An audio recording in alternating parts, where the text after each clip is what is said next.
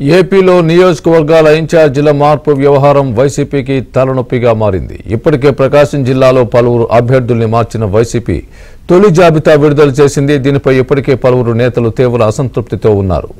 అభ్యర్థుల్ని మార్చిన నియోజకవర్గాలలో నేతల మధ్య సమన్వయం కోసం వైసీపీ పెద్దలు కసరత్తు చేస్తున్నారు. గ్రూపు తగాదాలను పక్కన పెట్టి పార్టీ గెలుపు కోసం కృషి చేయాలని ఎంపీ విజయసాయిరెడ్డి సూచిస్తున్నారు.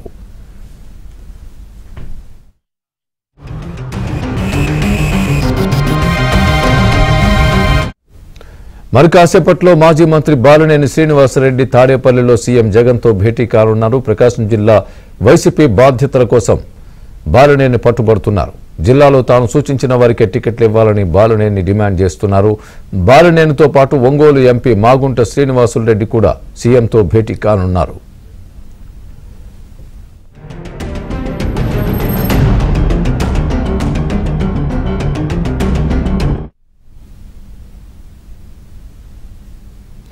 మరోవైపు నరసరావుపేట నియోజకవర్గం నుంచి ఎమ్మెల్యే గోపిరెడ్డి శ్రీనివాసులరెడ్డిని తప్పించాలని వైసీపీలోని ఓ వర్గం నేతలు పట్టుబడుతున్నారు.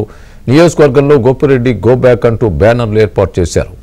వైసీపీ కేంద్ర కార్యాలయం వద్ద వైసీపీ నేత బ్రహ్మారెడ్డి వర్గం నేతలు ఆందోళన చేపట్టారు.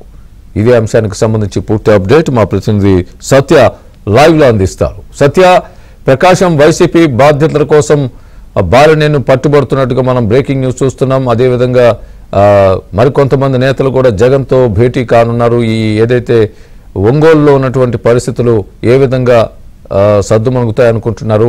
ప్రస్తుతం సీఎం వైఎస్ జగన్ ముందున్నటువంటి కార్యాచరణ ఏ విధంగా ఉండబోతోంది? కొద్దిసేపటి క్రితమే రీజనల్ కోఆర్డినేటర్ విజయసాయిరెడ్డితో బాలినేని, మాజీ మంత్రి బాలినేని, అదేవిధంగా ఆదిమూలపు సురేష్, మేరుగు నాగార్జున, సుధాకర్ బాబులు భేటీ అయ్యారు. ఉమ్మడి ప్రకాశం జిల్లాకు సంబంధించి సీట్ల మార్పులు చేర్పులపై వారు చర్చిస్తున్న పరిస్థితి అయితే ఉంది. ఇంకా ముఖ్యమంత్రి జగన్మోహన్ రెడ్డితో బాలినేని భేటీ జరగలేదు. కేవలం విజయసాయిరెడ్డి నివాసంలో ఆయన ఇంట్లో ఈ భేటీ అయితే కొనసాగుతున్న పరిస్థితి. మరోవైపు ప్రకాశం జిల్లాలో ఇన్ఛార్జీలు మార్చేటప్పుడు కనీసం తన దృష్టిలో ఉంచాలని బాలినేని కోరుకుంటున్నారు, ఆకాంక్షిస్తున్నారు. అదేవిధంగా ప్రకాశం జిల్లాలో జరుగుతున్నటువంటి రాజకీయ పరిణామాలన్నీ కూడా అన్నిటిపైన కూడా తన మార్కు ఉండాలనే భావంతో బాలినేని ఉన్నట్టుగా తెలుస్తోంది. దీనికి సంబంధించి అధిష్టానం నుంచి దానికి తగినట్టుగా చర్యలు ఉండాలని ఆయన కోరుతున్న పరిస్థితి అయితే ఉంది. అయితే విజయసాయిరెడ్డితో భేటీ సందర్భంగా ఇదే విషయాలను ఆయన స్పష్టం చేసినట్టుగా తెలుస్తోంది.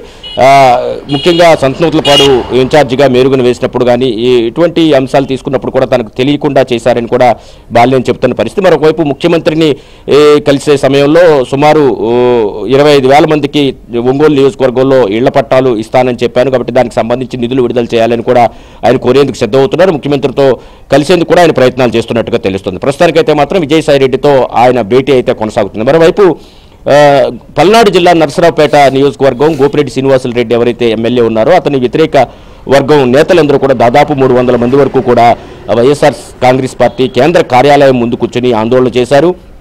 జగన్మోహన్ రెడ్డి ముద్దు, గోపిరెడ్డి వద్దు అంటూ కూడా వాళ్ళు బ్యానర్లు ప్రదర్శించిన పరిస్థితి అయితే ఉంది. ముఖ్యంగా వాళ్ళందరూ కూడా ఒకటే విషయాన్ని స్పష్టం చేస్తున్నారు.